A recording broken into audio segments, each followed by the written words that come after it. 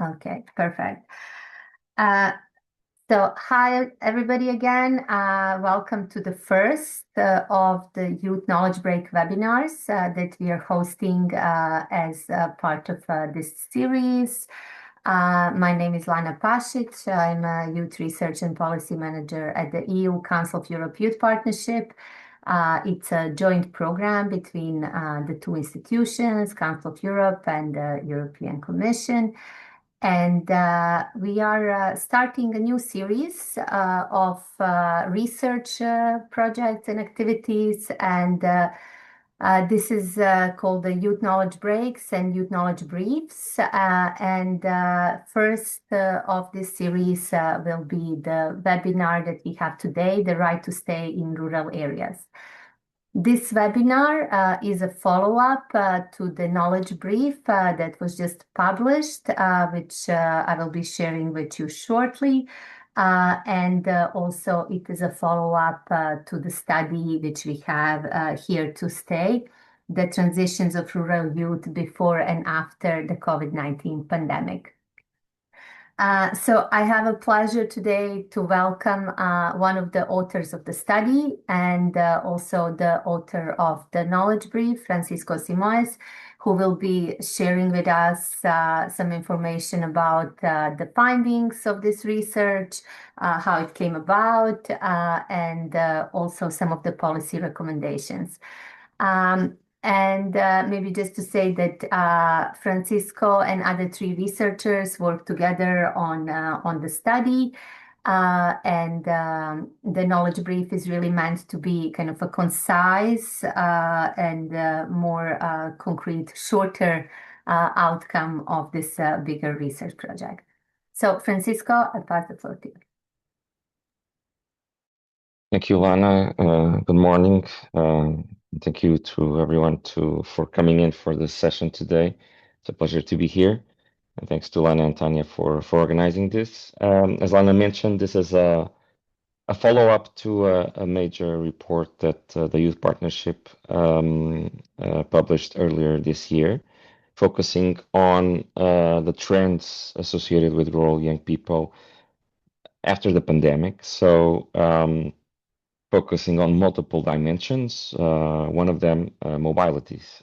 So this brief focuses specifically on that dimension and also connects with the emerging agenda of the right to stay, which is a very top priority right now in terms of the policies for both the Council of Europe and the European Commission. So the agenda for today goes or includes four main points. I will propose a short presentation of the brief before a questions and answers session. But before going to the discussion, I would like to share you some thoughts that are, I would say, the highlights of this policy brief. First, I would like to explain a bit what is the context of the right to stay agenda. Then I will connect that with the concept of place attachment as a building block, a conceptual building block for this new agenda. And then we'll go through the evidence, what we learned from engaging with youth associations and young people across multiple countries, and how that came to this trend of fluid mobilities in rural areas associated with young people. And finally, a few recommendations from the policy side to enable these fluid mobilities, which correspond to the perspective of young people regarding their mobility rights. So starting from the beginning and offering here some context regarding the policy agenda associated to the right to stay. So on the 6th of May, the Commission launched the right to stay strategy, which is part of Vice Commissioner Fito agenda. It's one of his main priorities. So this is a very recent priority for the European Commission, and it is important to define what is behind, what does it mean, the right to stay. So the recommendation of the Council of Ministers of the Council of Europe on the social, economic, and political participation of rural youth proposes a definition. And the definition is around this idea of people not feeling economically coerced to leave their places, their home places. So, in a nutshell, what is expected is that their homeland, their hometowns, their areas where they live, provide them with sufficient opportunities and services for them to thrive. So this includes access to education, to healthcare, to housing, and also opportunities for social participation. So from the beginning, this is framed not only as access to resources, but a basic right, which has to be supported by the right kind of public policies and investment so that staying is a sustainable and viable option. Um, More recently, there are a few key pivotal documents that compound the buildup of the right to stay agenda. So, first, the high-level group of the future of cohesion policy in 2023 identified what is already known for a long time, that there are very important regional disparities, and these disparities across Europe mean that one-third of the EU population is slowly falling behind. And of course, that's even more true when we talk about the most remote areas in Europe, such as mountain regions, some coastal region, outermost regions. Those are lagging behind, and something has to be done from the cohesion policy perspective. In 2024, the report, the letter report, as it is usually known, addressed again how regional and territorial differences can lead to a new geography of discontent.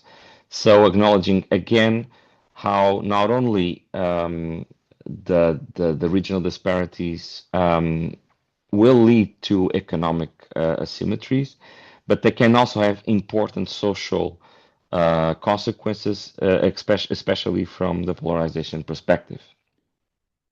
More recently, we've seen these movements from both the European Commission and the Council of Europe to make sure that the right to stay becomes a key strategy for both organizations, and they have issued specific communications supporting the right to stay.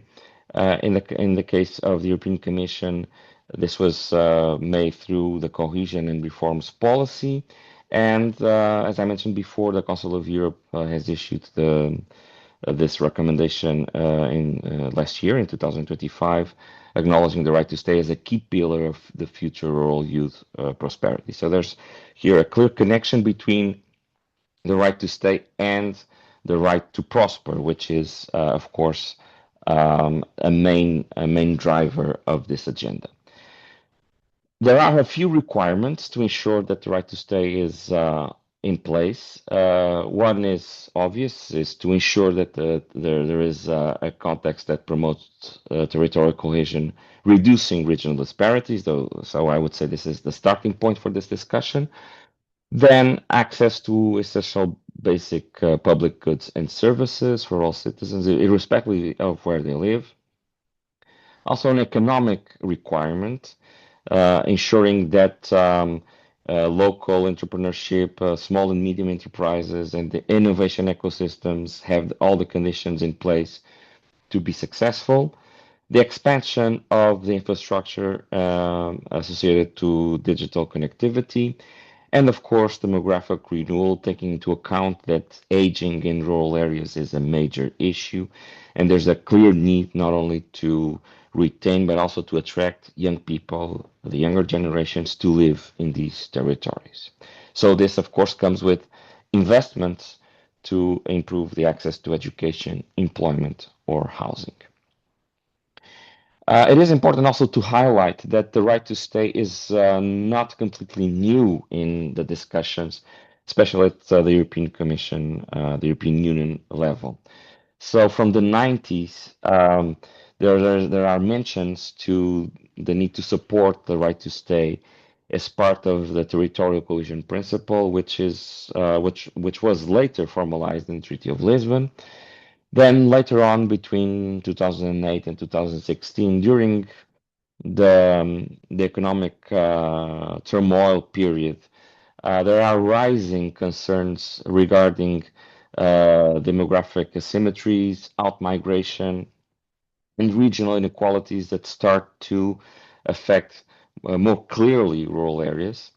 And then more recently, from 2021, the right to stay starts to gain relevance in different agendas, especially within the so-called EU long-term vision for rural areas.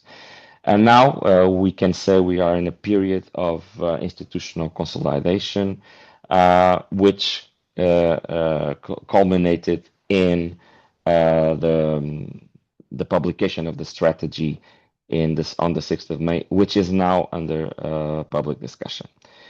We may also question if the right to stay is all new and contradictory, because in a way it could be seen like that. Because the European Union for a long time has focused on the development of the so-called freedom of movement, freedom of people, of services, of goods. And this is a cornerstone, a pillar of the European Union as we know it, because from the 50s of the 20th century, the freedom of movement has become one of the pillars of the European Union in response to the needs for economic development. And later on, from the 2000s, we can see that it evolved not only as an economic concept, but also as a right in itself. So, in a way, the long road for establishing the freedom of movement can be seen as a kind of canvas for how we can develop and improve the right to stay. But we should see these as complementary and not as an opposition. Although, in fact, as it is presented right now, the right to stay is a strategy. It is not a policy stream in itself, and it's not independent from, for instance, main frameworks such as the cohesion policy. And in fact, there are not specific resources allocated to support this. So this is a cross-cutting agenda that involves several key policies, although the main one, the main umbrella framework is the cohesion policy. As any other new agenda or policy, the right to stay also needs a dictionary and some meanings behind it. And there's one, which is the concept of place attachment, that can be very useful to really start to develop in depth this idea of the right to stay. So, in a nutshell, it is important to mention that there are several spatial concepts that are circulating in the literature that can influence, that can shape this idea of the right to stay. Starting from space, that refers in general only to, let's say, the main qualities and physical characteristics of a certain location, to territory, which has a more administrative element to it. A place that is a bit different because it refers to not only the specific geographic location, but also to different meanings and the interaction and networks that people develop towards a specific space. So place attachment can be useful because it describes, on one side, the emotional, cognitive, and behavioral bonds that both individuals or groups form with specific places, but also they offer a multidimensional concept that involves place identity and place dependence that can inform policies. And how can they inform policies? Well, not only acknowledging that public policies can and should be informed by the bonds, the emotional connections that people form with their places. Agency, because it provides a relational framework for mobility choices, and also evidence, because we see more and more that a stronger place attachment levels are associated, for instance, with intentions to return or to stay. So there's still a bit of a disconnection between what is being proposed from the policy level and the conceptual needs to really develop the policy framework. And I do see personally that place attachment can be a driver for better policies, making sure that these elements, bonds, and these two elements, the emotional bond and also agency, can be reflected in policy decision making. This brings us to the main evidence that came out from the report on the transitions of rural youth that now is translated into this brief. And the main concept the main idea that resulted from this report is that, and it's a surprising finding, is that rural youth mobilities seem to be slowly changing. And we have seen for a long time, I would say at least the last 20 years, this trend that is still dominant, that rural youth just want to leave rural places. So out migration is the main trend, and it still is the main trend. But there are weak signals, some signs that this can be changing bit by bit to a paradigm of fluid mobility, so a paradigm where young people want to combine the ability to be mobile, to go out, to have other experiences, or to be out of rural regions for longer periods. But at the same time, they want to come back, they want to thrive, they want to have opportunities in the places where they originally come from. And as I mentioned, the report here to stay details these findings.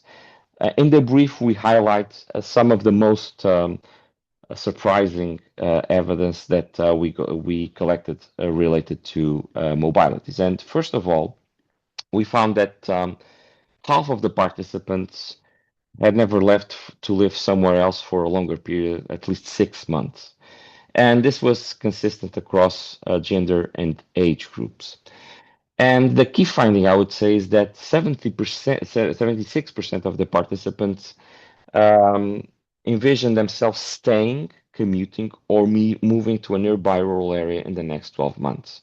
So this was rather unexpected because most of the participants were age 18 to 24, so they're in a moment where uh, transition demands from school to work usually make them move away, out-migrate from rural areas. But at the same time, they were highly educated. So this means that we have here a trend that goes completely against the odds, because those that are younger and also that are more educated tend to show a stronger intention to move away from rural areas. Also, the most important reason for remaining in rural areas was staying closer to family and friends. So the importance of social support clearly highlights that the connection to place and to the community is relevant from the young people's perspective. Still, a quarter of the participants highlighted that not having enough financial resources was the main reason to stay. Adding to this, the European Rural Youth Observatory, which is a research-led association that involves both researchers and young people, has recently issued a policy brief that adds a bit of context to these main findings that are revealed by the report of the Youth Partnership. Especially they provide youth voices and add in-depth analysis to these findings. So one thing that is clear from conversations with young people across Europe, and we involved people from 4 countries, Italy, Portugal, Sweden, and Turkey, is that mobility or immobility is a dynamic process. So fluid mobilities are, in the perspective of rural young people, um, the main way to look into mobility rights. So mobility decisions should evolve throughout the lifespan. Opportunities should be out there to enable young people to go out for shorter or longer periods, but also to combine that with intentions to return and to contribute to their home places. Uh, this report also confirms that mobility should be frameworked not as only an economic issue, but as a right. So this means that structural barriers such as limited access to education, jobs, transportation, or welfare should be taken to account to avoid any kind of restriction to mobility rights. And also, the report also shows that mobility or immobility is shaped by gender and reflects family values and local traditions. So both agency and opportunity for future opportunities is really shaped by these factors. So taking this into account and considering that we see these weak signals popping up across Europe, that although outmigration is still the main trend in rural areas among youth, um, and considering that there's this considerable effort to move forward an agenda on the right to stay, both the report and this policy brief includes a few recommendations with the intention to support the right to stay. So, uh, in general, from the policy design level, one of the key issues that is seen as relevant to make sure that the right to stay is not only an ambition, but it becomes de facto a reality, is to balance the rollout of universal and targeted youth policies.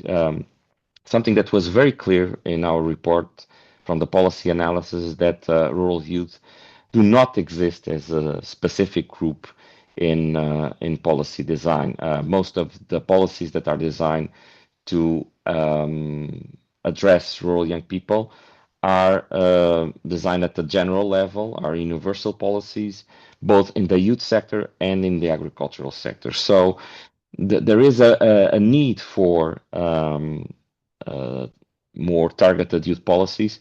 And for instance, Spain has followed this approach with a few policy measures, for instance, in the resilience and the recovery facility framework that are targeting specifically rural youth. Transportation is a key issue, and investing in improving the daily mobility of rural youth is important.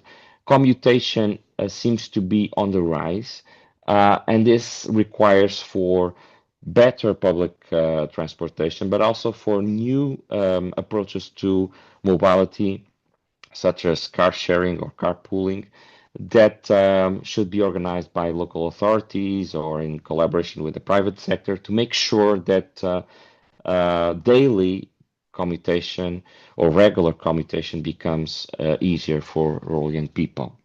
Another area is how you can combine place attachment as a key concept and transform it in action. And that comes through participation. So to make sure that we can potentiate place attachment among your rural young people, it is important to invest on early and continued civic, social, and political participation. What we have seen from a few studies in different countries, and one good example is Portugal, is that when, for instance, municipalities invest in early civic engagement, both formal and non-formal, young people that are involved in those initiatives that also contribute to solve concrete issues, concrete problems of their communities, so they see the results. These initiatives lead to not only greater involvement throughout their early years, but also to greater intention and true return to rural communities. So that's something that is becoming evident from a few longitudinal studies, and that should be really taken in consideration in public policy. That can be also combined with strengthening short mobility instruments for rural youth, with a focus on the Erasmus Plus program that can be translated into prioritizing rural youth in some of the measures that are already in place and in new measures that can come in new Erasmus Plus frameworks, but also strengthening exchange between rural and urban areas with a focus, I would say, on remote rural areas. For these regions, mobility opportunities are very scarce, so it is important to promote them, particularly in these areas. Finally, in terms of employment, we do see that active measures in this area should be trying to define or refine specific incentives for moving forward some quality jobs in cutting edge areas. We do see that local communities struggle to combine their resources and opportunities with the new economy, especially the circular economy, cultural activities. So putting the resources and the right kind of measures out there to make sure that these sectors can really provide decent jobs for young people, and at the same time be combined with the right kind of training in rural communities is something that can really contribute to move forward these communities and, of course, rural young people.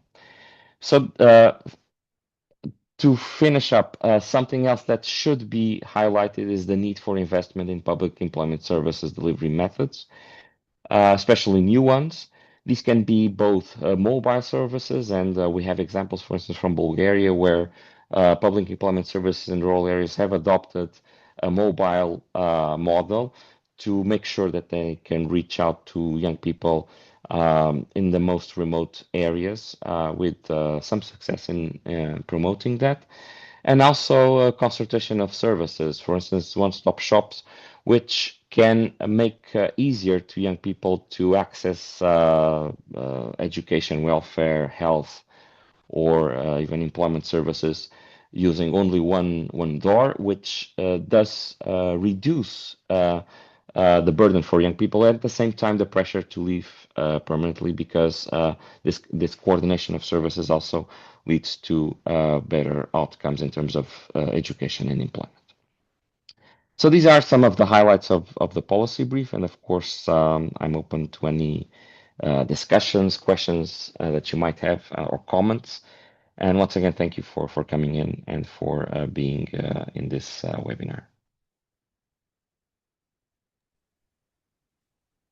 Thank you very much, Francisco. That was very interesting, and you've summarized quite well both the outcomes of the study and the knowledge brief.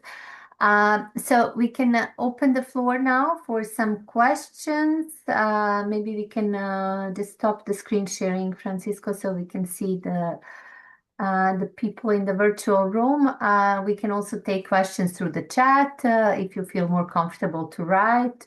Also, if you have any comments or reflections on any of the thematic areas that Francisco has mentioned, we are very happy to hear from you. So we have about 15-20 minutes maybe before closing.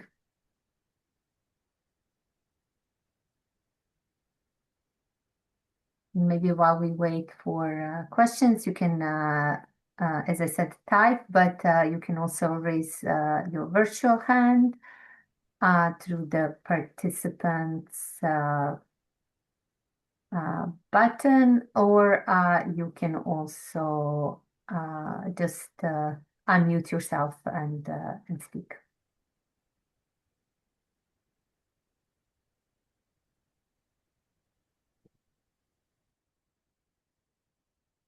Okay, Snezhka, I see there is a screen sharing on your side. Perhaps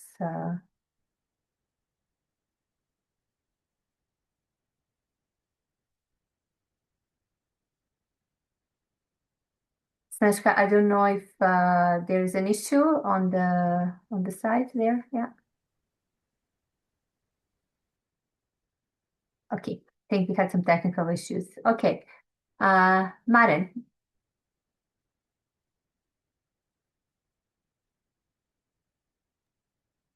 Sorry, I had some issues unmuting myself.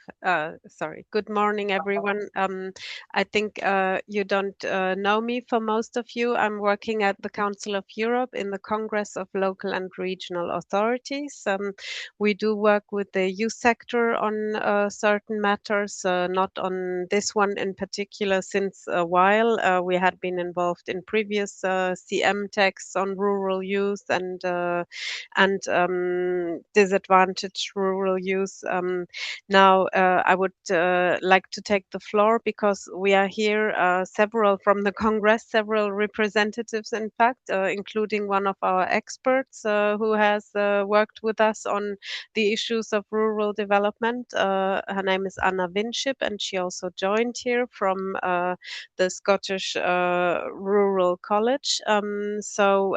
We are currently working on a report for the Congress on the regional exodus, so why people are leaving rural areas. This is a text that will come to the Congress in October. And of course, we had also looked into the situation of rural youth. And I find your report and your work extremely interesting, I must say, because it really picks up on some of our findings as well, and confirms some of our findings.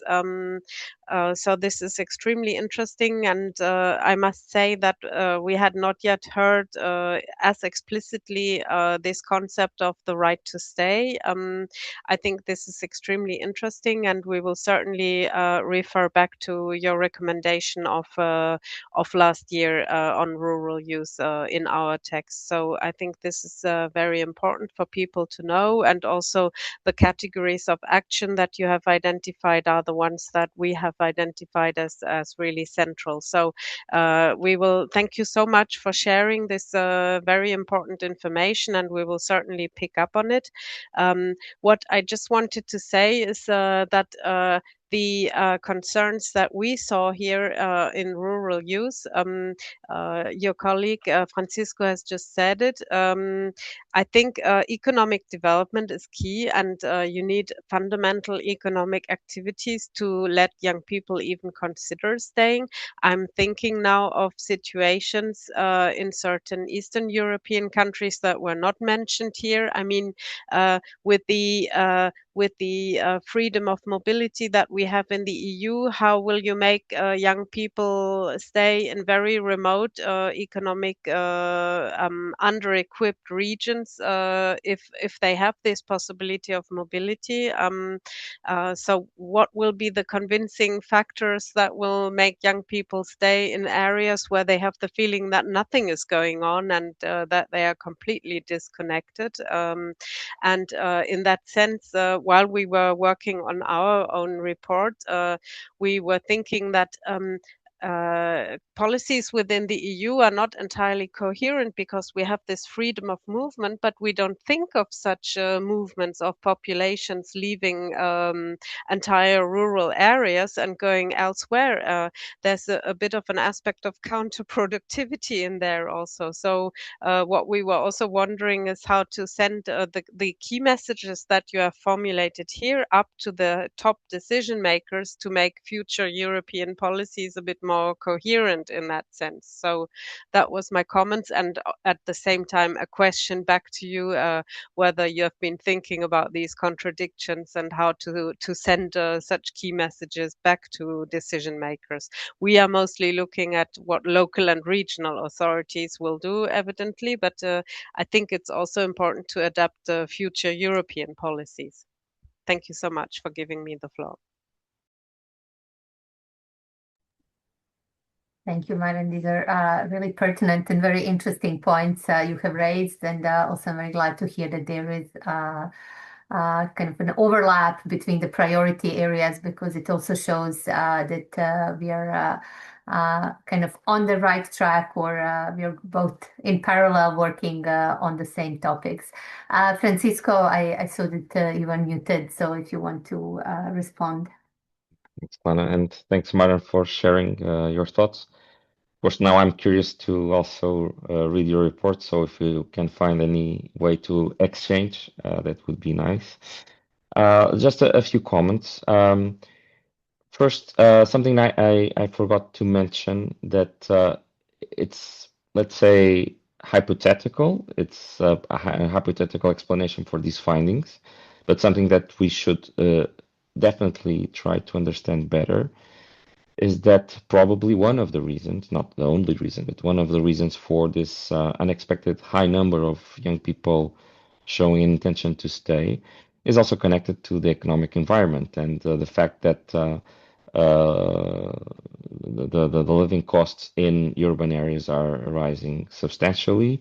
Housing costs, especially, are very difficult to manage for rural young people. So that's something that, as a framework for the results, I would like to add, and that's also mentioned and explained in the report. Now, something that you targeted as something that needs to be, I think there are two elements that you discussed. First, this contradiction between what we are saying to people. On one side, we're telling them, so you can go anywhere within the EU. You have freedom of movement, and then at the same time, we're telling you that you can also stay, and or even that you should stay and you should invest in your own place. So that's something that I'm curious to see how it's going to evolve because the public consultations on the right to stay have just started, and my guess is that that contradiction is still not even addressed or on the back of the mind of the decision makers. So how will that in fact result in a coherent framework and a coherent discourse is something that I'm really curious to see. And then on the economic element, it is also important to highlight that we have realities very diverse, and for sure we have very remote regions that and the distance to urban centers is key to explain the drivers, the mobility drivers. So the greater the distance is to an urban center, the more difficult will be to make young people stay. And I can tell you that with from my own experience, I'm talking to you from an outermost region of Europe. I'm right now in the Azores Islands, so I can fully understand what you mentioning. So I think that the next step in terms of nuancing these results is really to compare how these trends look alike between remote and non-remote rural regions. Because what we know from the economic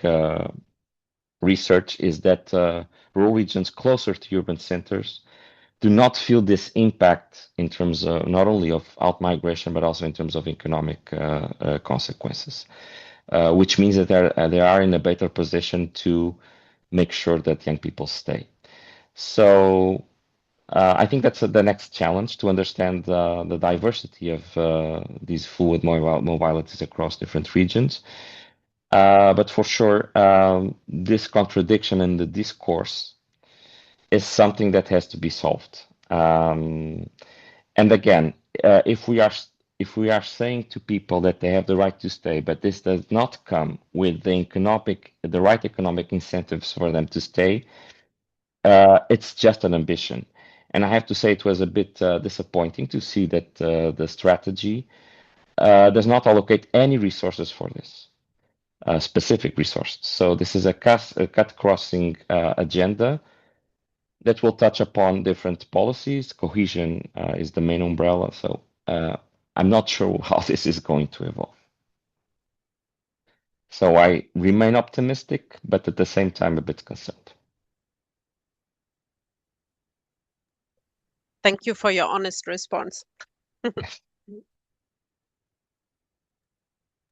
And then maybe just to add, of course, we will also be able to share the Yes. Congress report at some point. It is still in the making at the moment, so it should be approved by the committee at the beginning of June, and from there on, it becomes a publicly available working document. So we'll be able to share something and our reflections about this in June.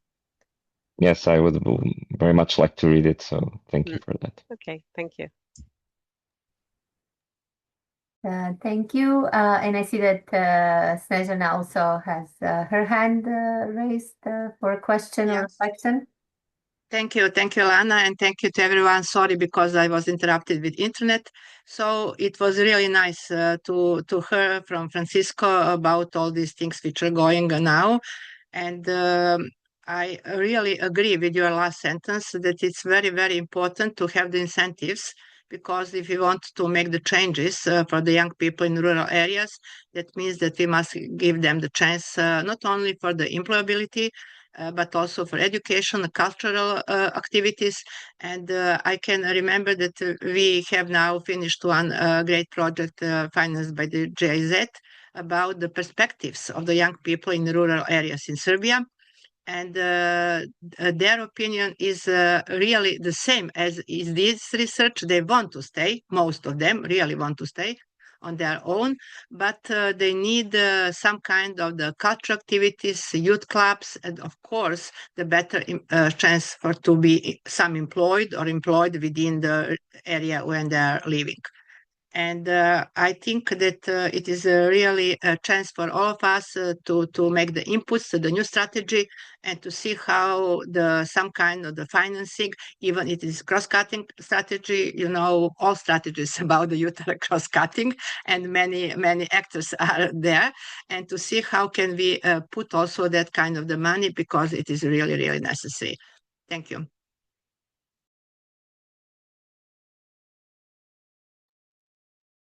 Thank you, Snezka. I was just going through the study to actually see this study. If you have not seen the printed version yet, you're welcome also to ask us for it if you want to receive a hard copy. Because I was also looking a bit into the countries which have been included in the survey for the study, where also, of course, we have asked all the Council of Europe member states and all the EU states to distribute it. So we have quite a wide range of young people who have responded to it, including also from Serbia. Okay, let's see if we have another comment or question. Perhaps one of the things that I found interesting with the right to stay, Francisco, and this was reflected in the study and then also a bit in the knowledge brief, is this question of kind of the informal social ties and connections that encourage young people to actually stay, and that are perhaps one of the areas that receive the least policy attention so far. So maybe if we don't have any other reflections, maybe we can reflect a little bit more on that as one of the takeaways from the webinar and the study. Yeah, something that really popped up from the research process was that part is not surprising. We do know that social ties in rural communities are really relevant to explain youth outcomes. But what was really striking is that across different kinds of outcomes, the most consistent factor associated to positive outcomes, such as higher levels of participation or greater satisfaction with living in a rural area, greater intention to stay, was the level of perceived support from the community, and this involves family, neighbors, friends, etc. This is not new in the literature, as I mentioned, and there's a whole field of studies related to both place attachment, but also what is also known as the soft infrastructure, to show that real investment and a real push for making sure that social ties become a resource and are used strategically as a resource for better outcomes for communities and specifically for young people uh, can be a way forward to develop a local or regional development agenda. And something that I think is important to mention here is that the concept that I present, place attachment, can be what it's not the only one, but it's one of the leeways to achieve that. But that means that commitments to youth engagement have to be permanent. So if any region or municipality wants to really tackle the issue of youth outmigration and demographic challenges, they need to find measures to continuously involve young people from early ages through formal and non-formal education, through formal and non-formal participation, and really make sure that young people see that their voice is not only heard, but they are involved in solving problems for the community and for themselves. So that can translate into stronger bonds, and in the long run, in being not only involved with the community, but maybe higher odds of staying. So this is not only, of course, economic incentives in the transition to the labor market are very important. But from the decision-making side, we cannot only think about solving the out-migration issues when young people are transitioning to the labor market. That's very late, to be honest. If we want to change those perspectives, decision makers really need to think about how this is a continuous process from very early ages, and permanent involvement is really key. So that is why social connections are so important, and they are, I would say, mixed with this idea of participation. There is a reciprocity here between how you connect with your community and also you offer something to your community.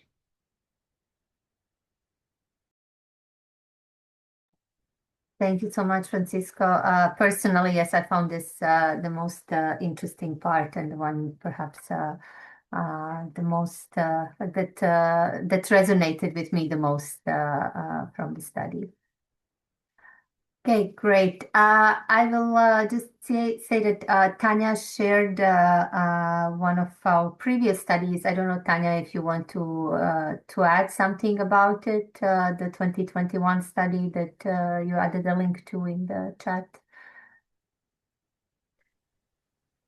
I just wanted to point out this thematic page, but specifically in 2021, we had also a smaller scale study. It was more desk analysis of policy initiatives.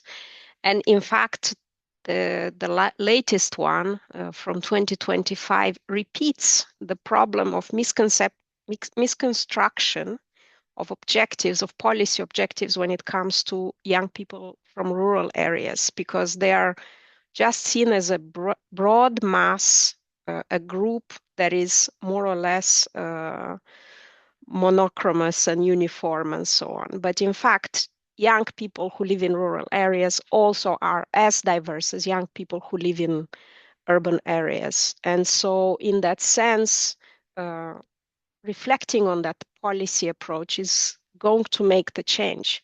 I also was thinking when Maren spoke about the Congress study, and actually, I think the big changes can come from local policy makers and local elected people, because people vote local elections by different objectives. They are guided by different objectives. They see probably there is a stronger or more direct contact to the people who are running for those elections. And also there is a chance for those people who run to be championing certain things. And in that sense, I think what we should be looking for, and hopefully the Congress can encourage that, the practice of working with young people within the Congress can and is replicated. There are examples of really successful ambassadors of local elected people who have put in place interesting collaborations with young people. I was also listening to discussions with local mayors of small communities in Romania, in Moldova. I come from Moldova personally. And actually they were saying it's not only economic activity, but if the young people leave, then the community has much fewer chances of survival in the long term. So in a sense, what you need to be sure that if you have a school, there is a certain dynamic that is going to keep young families there, that is going to keep a certain hope and give a life to the community. So I don't think that the point is to argue or convince the policymakers that they need to think about having these youth clubs or youth cultural activity offer. It is just a natural fact of survival for small rural communities.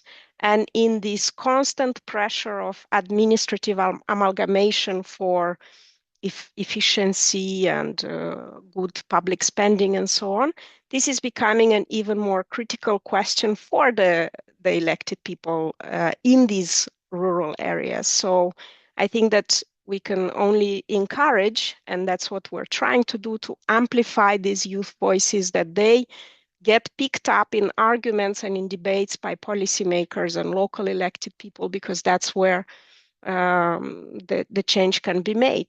We know that when we read studies in the youth field on youth transitions, there's been a lot of focus in the 80s and 90s on these urban disadvantaged areas, but it's a similar process going on with depopulation of rural areas. And so I think that it's just, we need to keep repeating these arguments where they are, where they can make a difference. And trials, ambassadors, positive examples are going to be the ones that will encourage more initiatives across Europe.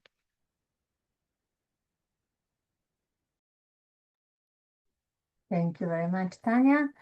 Okay, so this brings us to the end of this hour. For me personally, it has passed very quickly because it was very interesting.